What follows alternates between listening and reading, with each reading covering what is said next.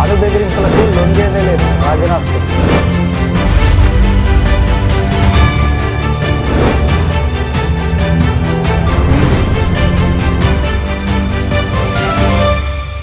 నమస్తే, నా పేరు కిట్టు. వైజాగ్ లోకల్ న్యూస్ వార్తలకు స్వాగతం. వార్తల్లో ముందుగా ముఖ్యాంశాలు.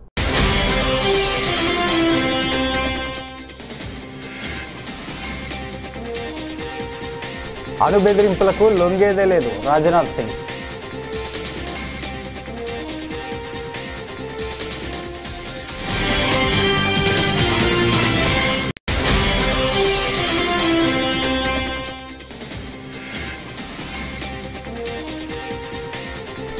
భూముల సర్వే జాగ్రత్తగా చేయాలి కేంద్ర మంత్రి పెమ్మసాని చంద్రశేఖర్.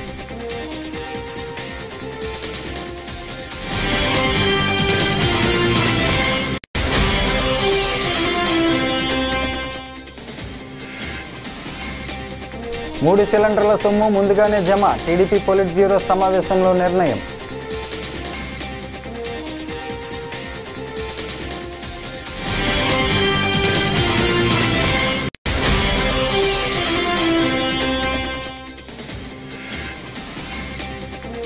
కౌలు రైతుల పట్ల కూటమి సర్కార్ తీవ్ర నిర్లక్ష్యం, కారుమూరి నాగేశ్వరరావు ఆగ్రహం.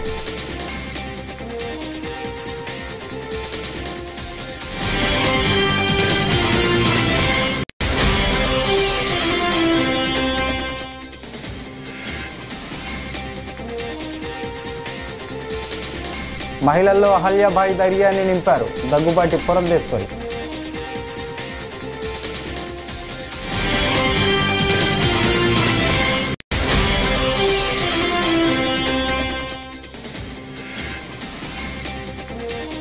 ఉద్రిక్తతకు దారితీసిన కాంగ్రెస్ ఆందోళన, పోలీసుల తీరుపై టీకే విశ్వేశ్వరరెడ్డి ఆగ్రహం.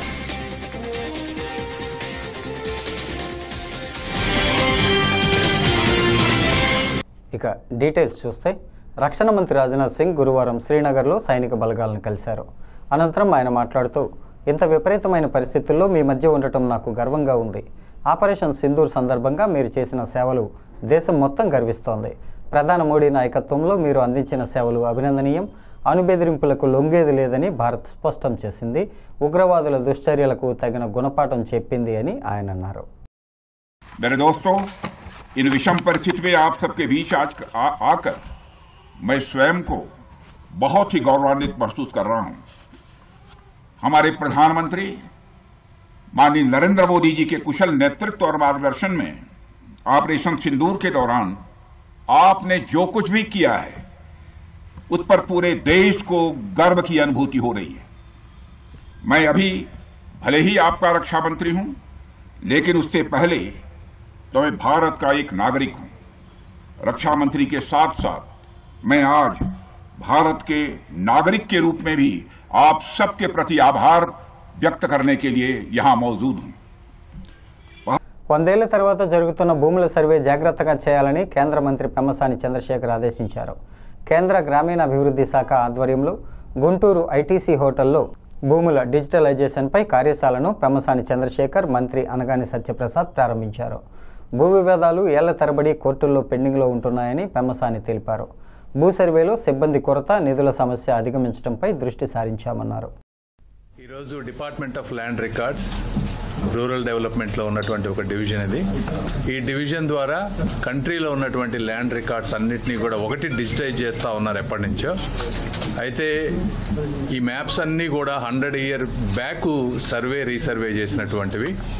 ఈ 100 yearsలో తీసుకోలేదు కాబట్టి ఫ్రెష్గా చాలా మందికి మారిపోయినాయి కాబట్టి ఇవన్నీ ఫ్రెష్గా రీసర్వే చేసి వీటన్నిటినీ రికార్డ్ ఆఫ్ రైట్స్ తోటి ఇంటిగ్రేట్ చేసి మొత్తం ఆన్లైన్ చేసే విధంగా సెంట్రల్ గవర్నమెంట్ తీసుకొచ్చిన పథకం ఉంది. అయితే దీనికి కావాల్సిన ఖర్చు అంతా కూడా సెంట్రల్ గవర్నమెంట్ భరిస్తుంది. ఈ కార్యక్రమం ముఖ్య ఉద్దేశం ఏంటంటే కొన్ని స్టేట్స్, ముఖ్యంగా ఆంధ్రప్రదేశ్, అదేవిధంగా వేరే 2 స్టేట్స్, గుజరాత్, వీళ్ళు కొంచెం అడ్వాన్స్డ్గా ఉండి బాగా చేస్తూ ఉన్నారు. మిగిలిన స్టేట్స్లో అంత ప్రోగ్రెస్ సరిగా లేదు. కాబట్టి వీళ్ళందరినీ తీసుకొచ్చి బెస్ట్ ప్రాక్టీసెస్ షేర్ చేసుకుంటే అన్ని స్టేట్స్లో కూడా డిజిటైజేషన్ ప్రాపర్గా అవుతుంది అనే ఉద్దేశంతో ఈ ప్రోగ్రాం ప్లాన్ చేశాం. ఇది స్ఫూర్తిదాయకంగా ఉంటుందని, మిగిలిన వాళ్ళు కూడా టైమ్లీ మేనర్లో కంప్లీట్ చేస్తారని మనస్ఫూర్తిగా కోరుకుంటున్నాం. గౌరవ ముఖ్యమంత్రి గారు ఎప్పుడు కూడా ఈ రీసర్వేలో ఎలాంటి పేదవాడికి కూడా అన్యాయం జరగకూడదు అని చెప్పేసి ఎప్పటికప్పుడు మమ్మల్ని గైడ్ చేస్తా ఉన్నారు. గతంలో తగిన తప్పిదాలు ఎక్కడ కూడా జరగకుండా ప్రతిదీ కూడా బ్లాక్స్ చేసుకుని 200-250 ఎకరాలు మించకుండా ఒక బ్లాక్ చేసుకుని దానికి ముగ్గురు ఆఫీసర్లని ఒక టీమ్గా ఏర్పాటు చేసి పెట్టాం. అలాగే ఏదైతే రీసర్వే చేస్తా ఉన్నారో ఆ రైతుకి కంపల్సరీగా కమ్యూనికేషన్ ఇచ్చి నేను చెప్పే పాస్బుక్స్ అన్ని కూడా జియో ట్యాగింగ్ చేసి QR కోడ్ కొట్టి రాష్ట్రంలో సంక్షేమ పథకాల అమలుపై టీడీపీ పొలిట్ బ్యూరో కీలక నిర్ణయాలు తీసుకుంది. చంద్రబాబు అధ్యక్షతన మంగళగిరిలోని టీడీపీ కేంద్ర కార్యాలయంలో సమావేశమైన పొలిట్ బ్యూరో ముందుగా పహల్గాం దాడి అమరవీరులకు నివాళులర్పించింది. ఈ నెల 17, 16, 18 తేదీల్లో అన్ని నియోజకవర్గాల్లో కూటమి పార్టీలతో కలిపి తిరంగా ర్యాలీలు నిర్వహించాలని నిర్ణయించింది. కూటమి ప్రభుత్వం మొదటి వార్షికోత్సవాన్ని పురస్కరించుకొని జూన్ 12న తల్లికి వందనం, అన్నదాత సుఖీభవ పథకాల అమలుతో పాటు అదే రోజు 1,00,000 మంది ఒంటరి మహిళలకు, వితంతువులకు పింఛన్లు ఇవ్వాలని నిర్ణయించింది. దీనికి పొలిట్ బ్యూరో ఆమోదం తెలిపింది.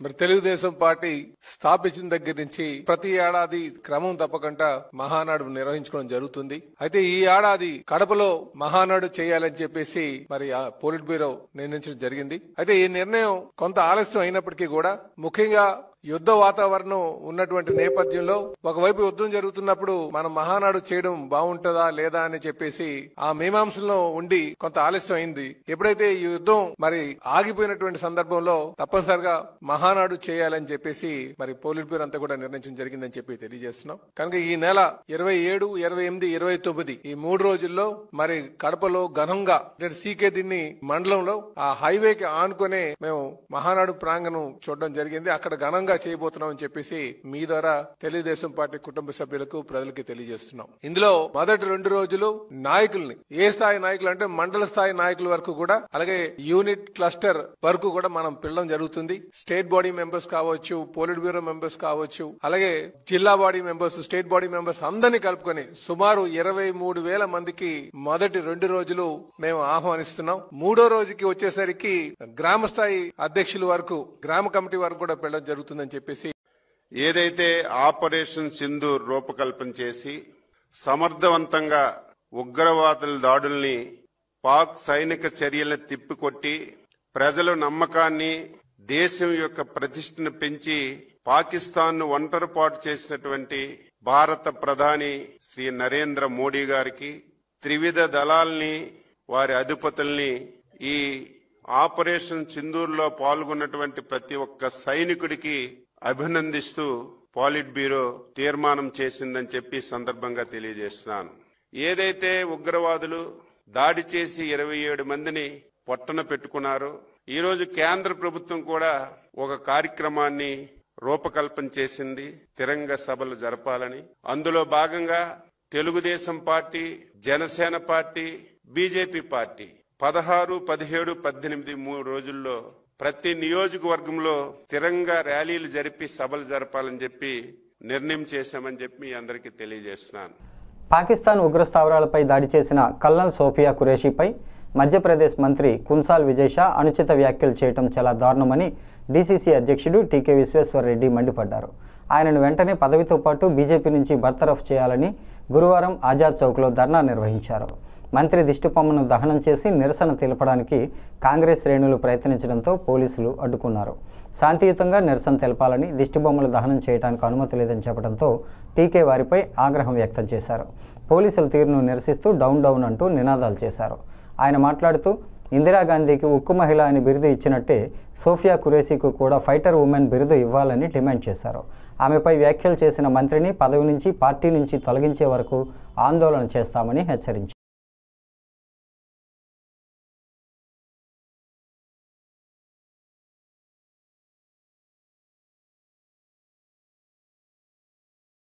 మన భారతదేశానికి మరి ఏదైతే ఆపరేషన్ సింధూర్కి నాయకత్వం వహించినటువంటి కల్నల్ సోఫియా ఖురేషీ అనే ఆమె భారతదేశానికే గ్రేట్, మళ్ళీ సామాన్యమైన కాదు.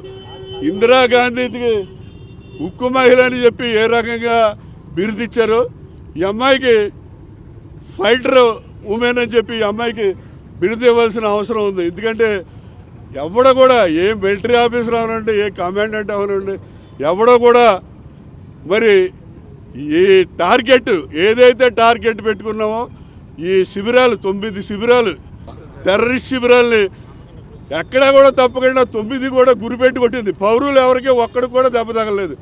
అంత చాకిచక్యంగా చేసిందంటే హ్యాండ్సప్ ఆ అమ్మాయికి. మరి ఈ మహిళలకు ఇచ్చే గౌరవం ఏంటని చెప్పి ఈ సందర్భంగా నేను ప్రశ్నిస్తున్నా. ఎందుకంటే భారతదేశంలో ఆర్ఎస్ఎస్ అనే పార్టీ ఇవాళ రూల్ చేస్తుంది.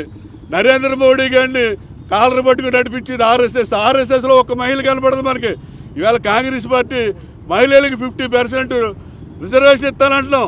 మహిళలు ముందుండి నడిపిస్తున్నాం. ఇందిరాగాంధీ కానివ్వండి, ప్రియాంక గాంధీ కానివ్వండి, రాష్ట్రంలో వైఎస్ షర్మిల కానివ్వండి, అటువంటి మహిళలకి ప్రాధాన్యత ఇచ్చేటువంటి ఈ కాంగ్రెస్ పార్టీ ఈ అమ్మాయి ముస్లిం అమ్మాయి అయినప్పటికీ కూడా ఈ కురేషియా అనే అమ్మాయి మరి బ్రహ్మాండంగా నాయకత్వం తీసుకుని ఆపరేషన్ చేసింది. అటువంటి అమ్మాయిని తిట్టినోండి ఈ బీజేపీ ప్రభుత్వం కనుక తక్షణం అతని పార్టీ నుంచి మంత్రిత్వం నుంచి బర్తరఫ్ చేయకపోతే మరి బీజేపీ దానికి తగిన మూల్యం చెల్లించుకోవాల్సి ఉంటుందని చెప్పి ఈ సందర్భంగా తెలియజేస్తారు. రాష్ట్రంలో కౌలు రైతుల పట్ల కూటమి ప్రభుత్వం తీవ్ర నిర్లక్ష్యంతో వ్యవహరిస్తోందని మాజీ మంత్రి వైఎస్ఆర్సీపీ రీజనల్ కోఆర్డినేటర్ కారుమూరి నాగేశ్వరరావు మండిపడ్డారు. తాడేపల్లి వైఎస్ఆర్సీపీ కేంద్ర కార్యాలయంలో మీడియాతో మాట్లాడుతూ కౌలు రైతులకు ప్రభుత్వ పరంగా అందించాల్సిన సంక్షేమ పథకాలను ఎగ్గొట్టేందుకు ప్రభుత్వం కుట్ర చేస్తోందని ఆగ్రహం వ్యక్తం చేశారు. శ్రీమా కంపెనీ అనే నారుతో మీరు అది వేయండి, మేము అందరూ కూడా కొట్టామని కంపెనీలు వాళ్ళందరూ కూడా చెప్తే దాన్ని మీరు పట్టించుకోకుండా మరి వాళ్ళందరూ కూడా కంపెనీ వాళ్ళు పారిపోయే పరిస్థితికి వస్తే ప్రభుత్వంగా మీరు ముఖ్యమంత్రిగా ఏ బాధ్యత తీసుకుంటారని చెప్పి నేను అడుగుతున్నాను. నేను ఇవాళ పొగాకు రైతులను ఆదుకోవాల్సిన అవసరం ఎవరో ఉంది. ఈ రాష్ట్ర ముఖ్యమంత్రికి ఉంది, ఈ రాష్ట్ర వ్యవసాయ మంత్రికి ఉంది. దీని మీద ఏమాత్రం ఆలోచన చేస్తున్నారా? ఒక లెటర్ రాస్తారు, వదిలేస్తారు. ఒక ప్రకటన చేస్తారు, వదిలేస్తారు. అది కాదు, దాని మీద ఏం చేయాలని. మరి గతంలో ఇలాంటి పరిస్థితులు వచ్చినప్పుడు మార్కెట్ని ఇన్వాల్వ్ చేసి మరి దానికి ఒక అమౌంట్ పెట్టి వాళ్ళకు అండగా రైతులకు నిలబడిన ముఖ్యమంత్రి జగన్మోహన్ రెడ్డి గారు. మరి మీరు 45 ఏళ్ళ ఇండస్ట్రీ అంటారు. ఈ 45 ఏళ్ళ ఇండస్ట్రీ మీరు ఏమంటారు? మీరు ఈ పొగాకు రైతులను ఆదుకోరా అని మిమ్మల్ని అడుగుతున్నాను. నేను ఈ పొగాకు రైతులు ఏమైపోతారు అనుకుంటున్నాను. ఎకరానికి 1,50,000 రూపాయలు పెట్టి ఇవాళ పెట్టుబడి వస్తే చాలా అనుకునే పరిస్థితిలో రైతాంగం వెళ్ళిపోయారంటే ఈ శ్రీమాన్ కంపెనీ ఏమన్నా వాళ్ళు మరి వేయండి, మేము కొంటాము, కొనిపిస్తామని చెప్పి కంపెనీలందరూ కూడా చెప్తే ఆ కంపెనీ వాళ్ళతో మీరేమన్నా ఇప్పటివరకు మీటింగ్ పెట్టారా అని అడుగుతున్నాను నేను. ఆ కంపెనీ వాళ్ళని పిలవాలి, మాట్లాడాలి, రైతులకు అండగా నిలబడి ఈ పొగాకును కొనే బాధ్యత మీరని చెప్పి ఎందుకు మీరు మాట్లాడరని అడుగుతున్నాను. ఎందుకు మీటింగ్ పెట్టరని అడుగుతున్నాను నేను. ఇవాళ ఏమైపోతున్నారు పొగాకు. మిస్ వరల్డ్ 2025 పోటీల్లో పాల్గొనే సుందరిమల్లు బుధవారం చారిత్రక ఊరుగల్లు నగరంలో పర్యటించారు. ఈ సందర్భంగా వారు 1000 స్తంభాల ఆలయాన్ని సందర్శించారు. వారికి తెలంగాణ సాంప్రదాయం ప్రకారం బతుకమ్మ మేళతాళాలతో స్వాగతం పలికారు. చీరకట్టులో మెరిసిన సుందరిమల్లు గ్రూప్ ఫోటోషూట్లో పాల్గొన్నారు.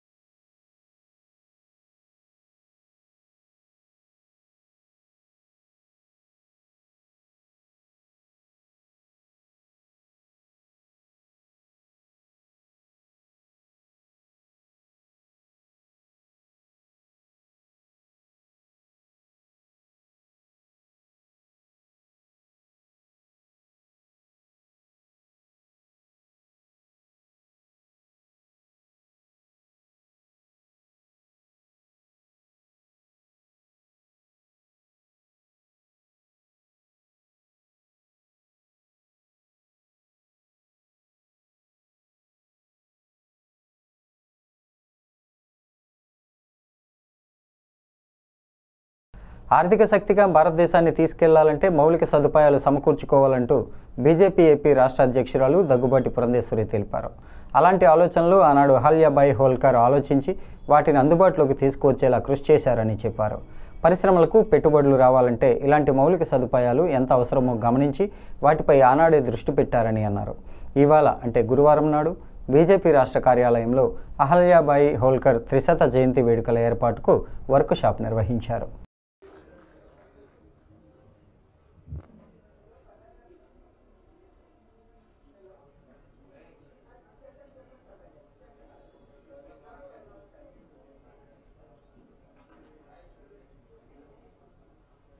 ఉన్నటువంటి సందర్భంలో వారి ప్రస్థానాన్ని గుర్తు చేసుకుంటూ వారు ఏ విధంగా సంక్షేమం కావచ్చు, సామాజిక న్యాయం కావచ్చు, లేకపోతే సమసమాజ స్థాపనకి వారి జీవితాన్ని అంకితం చేసినటువంటి సందర్భంలో భారతీయ జనతా పార్టీ కూడా అదే దిశగా వెళ్తున్నటువంటి నేపథ్యంలో ఒక్కసారి వారిని గుర్తు చేసుకుని వారి జీవితాన్ని సెలబ్రేట్ చేస్తూ రాష్ట్ర వ్యాప్తంగా మాత్రమే కాకుండా దేశవ్యాప్తంగా కూడా వారి గురించి తెలియజేయాలి అనేటువంటి ఆలోచనతోటి కేంద్ర నాయకత్వం భారతీయ జనతా పార్టీకి సంబంధించి దేశవ్యాప్తంగా 2000 కార్యక్రమాలు చేయాలి అని చెప్పి నిర్ణయం చేయడం జరిగింది.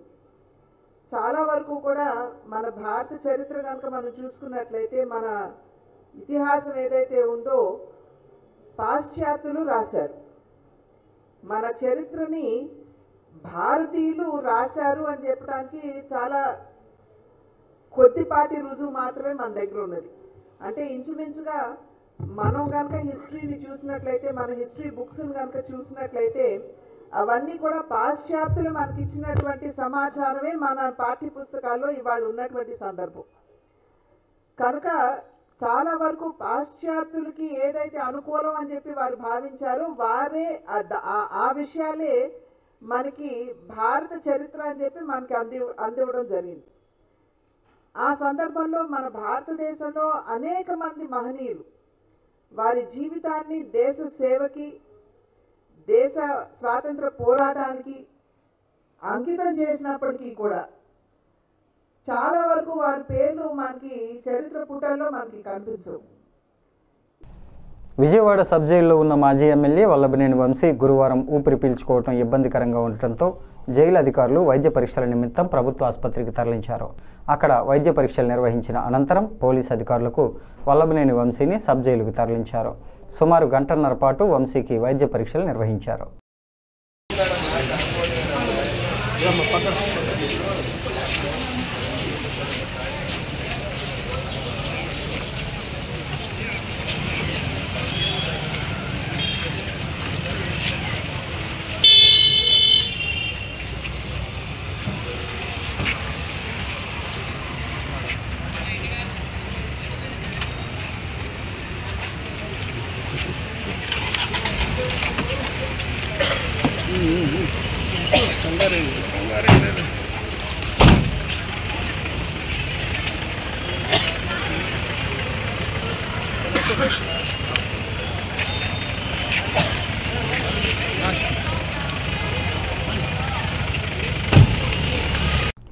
ఎస్సీ వర్గీకరణ జరగడం, పద్మశ్రీ అవార్డు అందుకున్న తరువాత మాదిగ రిజర్వేషన్ పోరాట సమితి వ్యవస్థాపక అధ్యక్షుడు మందకృష్ణ మాదిగ ఈ నెల 19వ తేదీన ఉమ్మడి తూర్పుగోదావరి జిల్లాకు వస్తున్నారని, ఆయనకు మహార్యాలీ ద్వారా రాజమహేంద్రవరంలో ఘనస్వాగతం పలకాలని ఎంఆర్పీఎస్ నాయకులు పిలుపునిచ్చారు.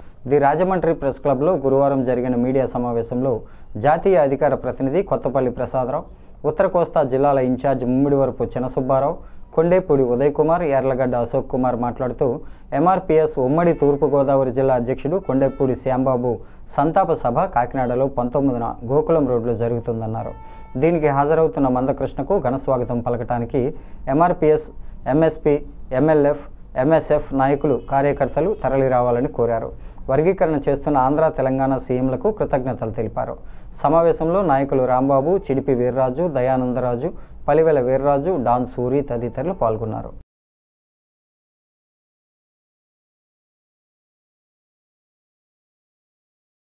వర్గీకరణ కోసం కృష్ణమాదిగ గారు 30 సంవత్సరాల నుంచి పోరాటం చేస్తూనే ఉన్నారు. మరి ఆ పోరాటంలో కోర్టుల ద్వారా మాదిగ ఉపకులాలకి న్యాయం చేయడం జరిగింది. ప్రస్తుతం అనుకూలంగా ఉన్న రాష్ట్రాలన్నీ కూడా వర్గీకరణ అమలు చేస్తూ ఉన్నాయి. కృష్ణమాదిగ గారు ఈ వర్గీకరణ జీవో వచ్చిన దగ్గర నుంచి కూడా ఈ జిల్లాలో ఇప్పటి వరకు ఆయన పర్యటన జరగలేదు. అంటే ఆయన అక్కడ ప్రతి రాష్ట్రంలోనూ కూడా జరిగే కార్యక్రమాలకు ఆయన అటెండ్ అవుతూ మన జిల్లాకి రావడం జరగలేదు. ఇప్పుడు అన్నగారు చనిపోయారు కాబట్టి ఆయన సంస్మరణ సభ ఈ నెల 19వ తారీఖున కాకినాడలో ఏర్పాటు చేయడం జరిగింది. మరి ఆ కార్యక్రమానికి ముఖ్య అతిథిగా అన్నగారు పద్మశ్రీ మందకృష్ణమాదిగ గారు వస్తూ ఉన్నారు. అదేవిధంగా కొండేపూడి శ్యాంబాబు అన్నగారి ఆత్మ శాంతించేలాగా ఆయన సంస్మరణ సభ కూడా నిర్వహించాలని మొత్తం ఈ జిల్లాలో ఉన్నటువంటి ఉమ్మడి జిల్లాలో ఉన్నటువంటి ఎంఆర్పిఎస్ కార్యకర్తలు, అదే రకంగా ఎంఆర్పిఎస్కు సంబంధించినటువంటి అనుబంధ సంఘాలన్నీ కూడా నిర్ణయించడం జరిగింది. నల్లకోట్లన్నీ ఓ స్థాయి మీదకి వచ్చి మందకృష్ణమాదిగ గారి నాయకత్వంలో పిలుపుని ఇండివిజువల్గా చేసేది వేళ ఎంఆర్పిఎస్ అనుబంధ సంఘాలతో శ్యాంబాబు అన్న స్వర్గీయ ఉమ్మడి తూర్పుగోదావరి జిల్లాల మాజీ అధ్యక్షులు స్వర్గీయ కొండేపూడి శ్యాంబాబు గారు ఈ నెల 19వ తారీఖున ఆయన సంస్మరణ సభకి పద్మశ్రీ మందకృష్ణమాదిగ గారు ఏబిసిడి వర్గీకరణ తర్వాత రాష్ట్రం నుంచి జిల్లాకి వస్తున్నారు కాబట్టి అన్ని గ్రామ మండల స్థాయి డివిజన్ స్థాయి నాయకత్వాలన్నీ అన్ని విభాగాలు గ్రామాన ప్రసారం చేసుకుని రేపు జరగబోయే మహారాలీగానే కాకినాడ సంస్మరణ సభకు వెళ్ళబోతున్నాం. మోటార్ సైకిల్ ర్యాలీ, కార్ల ర్యాలీ ఇవన్నీ కూడా 2 రోజుల్లో రూట్ మ్యాప్ కూడా రిలీజ్ చేస్తాం. కళాకారులను నాటకాలను ప్రోత్సహించాలని ఆదోని ఎమ్మెల్యే డాక్టర్ పార్థసారథి అన్నారు. గురువారం ఆదోనిలో ఆయన నాటక కళాకారులతో కలిసి మాట్లాడారు. పట్టణంలోని వెలిసిన శ్రీ మహాయోగి తిక్క లక్ష్మమ్మ అమ్మవారి 93వ వెండి రథోత్సవం సందర్భంగా పౌరాణిక సాంఘిక నాటక ప్రదర్శన కార్యక్రమం నిర్వహిస్తున్నట్లు ఎమ్మెల్యే పార్థసారథి తెలిపారు. ఈ ఆధునిక కాలంలో సినిమాల ప్రభావంతో నాటక ప్రదర్శనలకు ఆదరణ తగ్గిందని అందరూ ప్రోత్సహించాలని ఆయన కోరారు. స్టేజ్ యాక్టింగ్ చేయడం కానీ బాగా తగ్గింది. దీన్ని దృష్టిలో పెట్టుకొని ఈ కళని ఇంకా బతికించాలన్న ఆలోచనతో ఈ పెద్దలందరూ కూడా వీళ్ళు ఉచితంగా పౌరాణిక సాంఘిక నాటకాలు వేయాలనే నిర్ణయానికి వచ్చారు. ఈ నెల 19వ తారీఖున అంటే సోమవారం సాయంకాలం 6 గంటల నుంచి పొద్దున్న దాకా నడుస్తుందట. మున్సిపల్ స్కూల్ గ్రౌండ్లో స్టేజ్ వేసి దాంట్లో నాటకాలు చేయాలని నిర్ణయం చేశారు. దీంట్లో దశమాంకములు అని 10 నాటకాలని ఒకే రోజు వేసే విధంగా దీంట్లో మాయసభ దుర్యోధనుడుగా చిగిలి లక్ష్మణ యాదవ్, ఉత్తరాభిమన్యుడుగా నరసన్న తంగడదోన నుంచి, అలాగే గయోపాఖ్యానం నల్లారెడ్డి సీనియర్ ఆర్టిస్ట్ గారు, జర్నలిస్టు న్యాయవాది కూడా ఆయన, కృష్ణతులాభారం శ్రీకృష్ణుడిగా తాయన్న న్యాయవాది గారు, అలాగే సుభద్ర అర్జునుడిగా కృష్ణమూర్తి యాదవ్ గారు తంగడదోన నుంచి, అలాగే రామాంజనేయ యుద్ధాన్ని మొగలవల్లి రవికుమార్ గారు, అలాగే చింతామణి భవానీ సీను ఇన్ని వల్లి సాబ్ గారు సీనియర్ ఆర్టిస్ట్ పెద్ద ఆయన, అలాగే పూలరంగడు సుబ్బిశెట్టి ఉంగరాల సీనిని సుబ్బిశెట్టి అప్పారావు గారు, అలాగే జబర్దస్త్ ఆర్టిస్టు సత్యహరిశ్చంద్ర వారణాసి సీన్ని చిట్టిబాబు గారు, సత్యహరిశ్చంద్ర కాటి సీనుని గోరెడ్డి వెంకన్న గారు, అలాగే చింతామణి అనిత కుమారి కానీ లేదా అనంతపూర్ నుంచి దేవి గారు కానీ, అలాగే సంగీతం అబ్దుల్లా గౌడు, అబ్దుల్లా బండే గౌడు, శివరాములు, మహేష్, అడవిరాముడు, తిక్కన్న నరసింహులు, అలాగే రంగనాథు, అంజీ వీళ్ళందరూ కలిసి గొప్పగా ఆదోని ప్రజలని లేదా చుట్టుపక్కల ప్రాంతాల ప్రజల్ని ఎవరైతే కానీ అనుకుంటాం కానీ సినిమాలు వచ్చిన తర్వాత, డిజిటల్ వచ్చిన తర్వాత, మొబైల్ వచ్చిన తర్వాత నాటకాలు పూర్తిగా మర్చిపోతారు అనుకుంటారు. కానీ నాటకాలకి ఇప్పటికీ కూడా అభిమానులు ఉన్నారు. వీళ్ళని అల్లరించడానికి వీళ్ళందరూ కూడా పూనుకొని ఈ కార్యక్రమాన్ని చేయడం ఎంతో సంతోషంగా ఉంది. తప్పనిసరిగా సోమవారం రాత్రి 6 గంటల నుంచి రేపు పొద్దున్న దాకా జరిగేటువంటి ఈ నాటకాలని చూడడానికి అందరూ రావాల్సిందిగా నేను విజ్ఞప్తి చేస్తాను. అదే సందర్భంలో ఈ కళాకారులందరూ కూడా ఈ అంతరించిపోతున్న స్టేజ్ కళ, అంతరించిపోతున్నటువంటి ఈ ఆర్టిస్ట్. కూటమి ప్రభుత్వంలో ప్రజల ఆరోగ్యానికి ప్రథమ ప్రాధాన్యత ఇస్తున్నట్లు ఎమ్మెల్యే వర్ల కుమార్ రాజా పేర్కొన్నారు. గురువారం పామరు నియోజకవర్గ కార్యాలయంలో 24 మంది లబ్ధిదారులకు 19,30,667 చెక్కులను ఎమ్మెల్యే పంపిణీ చేశారు. ఈ సందర్భంగా ఎమ్మెల్యే మాట్లాడుతూ కూటమి ప్రభుత్వం ఏర్పాటైన 10 నెలల కాలంలో ముఖ్యమంత్రి సహాయ నిధి కింద ప్రజలకు లబ్ధి కలిగిందని తెలిపారు. ఈ కార్యక్రమంలో కూటమి నేతలు పాల్గొన్నారు. దాదాపుగా 1,60,70,00,000 వరకు కూడా 11 నెలల్లో మనం అందించామంటే చాలా సంతృప్తిగా ఉంది. చీకటమైన అయిపోయి ఇబ్బంది పడుతున్న కుటుంబాల్లో వెలుగు నింపే అవకాశం ముఖ్యమంత్రి చంద్రబాబు గారు ఇక్కడ ఎమ్మెల్యేగా నాకు అందజేసినందుకు చాలా సంతోషం. అదే దిశగా పయనిస్తూ ఇంకా కుటుంబాల్లో ఏదైతే అత్యవసర పరిస్థితుల్లో కూడా 24 గంటల్లో ఎమర్జెన్సీ హాస్పిటల్లో 24 గంటల్లో ప్రమాదం ఉంది, కొంచెం ఉంది, చాలా ఇబ్బంది ఉంది, లక్షల్లో వైద్యానికి ఖర్చు అన్న కుటుంబాలని కూడా 10 లక్షలు, 8 లక్షలు, 6 లక్షలు, 5 లక్షలు కూడా 24 గంటలలోపే ఆసుపత్రికి అందించి అలాంటి వైద్యం కూడా అందించాం. అలాంటి కుటుంబాలే 13, 14 ఉన్నాయి. ఇలాంటి అన్నీ చేసుకుంటూ ఈరోజు 10వ సారి 11 నెలల్లో 10వ అంటే ఎంత కమిటెడ్గా పనిచేస్తున్నారు. అన్నట్టు ప్రతి నెలన్నర కాదు, నెలకోసారి సహాయ నిధి ముఖ్యమంత్రి 2-3 సంవత్సరాలకు ఎప్పుడో వచ్చేది గతంలో. అసలు ఇప్పుడు ఇచ్చారు ఎవరికి తెలియదు గత 5 సంవత్సరాలు. కానీ ఇది బాధ్యత కొన్నాం. 11 నెలల్లో 10 సార్లు ఈ కార్యక్రమం చేసాం. 10 సార్లు కూడా ఈ రకంగా చెక్కులు అందజేసాం. ప్రతి కుటుంబానికి 20,000, 50,000, 1,00,000, 1,50,000, 3 లక్షలు, 10 లక్షలు. ఆ కుటుంబం ఏం లేదు, ఆ కుటుంబంలో ప్రాణం నిలబడి వైద్యం నుంచి వైద్యం చేయించుకొని ఆరోగ్యంగా బయటపడి చంద్రబాబు గారు సల్లంగా ఉండాలని కోరుకుంటే చాలు అనే అదే మీ దగ్గర నుంచి కోరుకుంటున్నాం.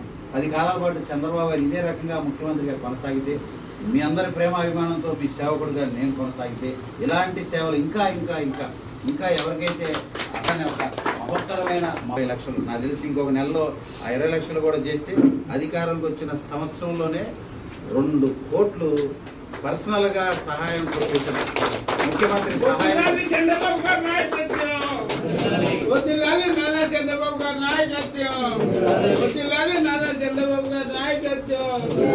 ఇలాంటి కాగితాలతో దాదాపుగా 10 సార్లు ఇవ్వగలిగాం. 11వ సారి కూడా ఇచ్చేస్తే 2 కోట్లు వచ్చిన అధికారంలో వచ్చిన సంవత్సరంలోనే 2 కోట్ల వ్యయం, 1,20,000, 50,000, 20 లక్షలు, 10 లక్షలు ఇచ్చిన వాళ్ళు. ఈ వార్తలు ఇంతటితో సమాప్తం. తిరిగి మరో తాజా బులెటిన్లో మళ్ళీ కలుసుకుందాం. అంతవరకు సెలవు. నమస్కారం.